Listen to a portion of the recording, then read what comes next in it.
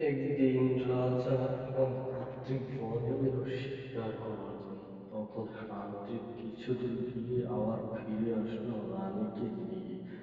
তখন বলল, ওদিকে যেতে হবে না, বিপদ হতে পারে রানীমা, আপনি এখানে দাঁড়ান। কিন্তু রানী রাজার কথা শুনলো না। তারপরে রানী রাজাকে বলল, আপনি না গেলেও আমি চলে যাব, আপনি এখানে দাঁড়িয়ে থাকুন বৃদ্ধ কাপুরুষের মতো, আমার শিকার করতে হবে। তারপরে রানী তান্ত্রিকের কোনো কথা না শুনে সেখান থেকে চলে গেল। তারপরে রানী হাঁটতে হাঁটতে একটা অচেনা রাস্তা এসে গেল। তখন একটি ডাইনি হেঁটে যাচ্ছিল পাশ দিয়ে। তারপরে ডাইনি রানীকে দেখে বলে, বাহ, আজকে রানীকে পেয়েছি, আজকে আমি রানীকে বিয়ে করেই ছাড়বো, রাজা কিচ্ছু করতে পারবে না আমাকে। এই বলে সে বিয়ে করার প্রতিজ্ঞা করলো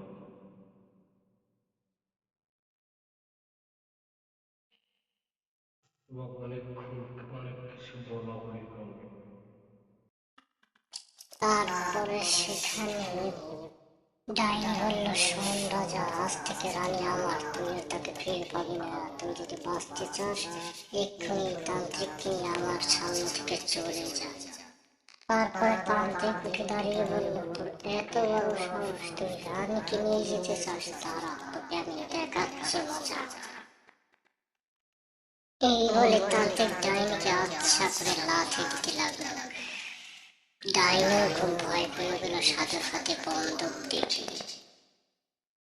তারপর সেখানে তাদের এই উত্তপ্ত পরিস্থিতি দেখে রানী এগিয়ে এসে বলল, তান্ত্রিক বাবা, মহারাজ, আমাকে ক্ষমা করে দিন, আমি ডাইনিকে ভালোবেসে ফেলেছি, আমি এখন ওর সাথেই থাকবো।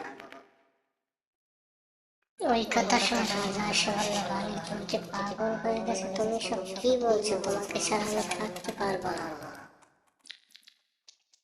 তারপরে রাজার এই কথা শুনে ডাইনি কিছু না বলে রাজাকে বেধড়ক লাথি দিতে থাকে।